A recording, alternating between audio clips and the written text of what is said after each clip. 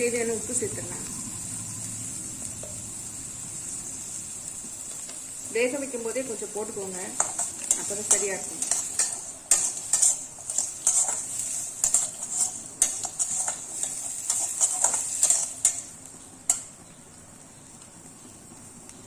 தேங்காய் துருவல் கொஞ்சம் சேர்த்துக்கலாம். தேங்காய் துருவியும் சேர்க்கலாம். நான் வந்து மிக்ஸி ஜாரில் போட்டு ஒரு ஓட்டு ஓட்டியிருக்கேன்.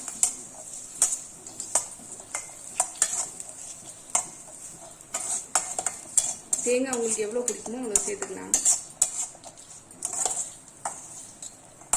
தேங்காய் சேர்த்த பிறகு ரொம்ப நேரம் அடுப்பில் வைக்க வேண்டாம். நான் அடுப்பை வந்து ஆஃப் பண்ணிடுறேன். அவ்வளோதான், நம்மளுடைய சுண்டல் ரெடி ஆயிடுச்சு. நம்மளுடைய இது நவராத்திரி டே 2க்கான ரெசிபிஸ் வந்து சூப்பராக ரெடி ஆகிடுச்சு பாருங்கள். அரிசி போட்டும் செம்மையாக வந்திருக்கு, கட்டி தட்டாமல் நல்லா வந்திருக்கு. அதே மாதிரி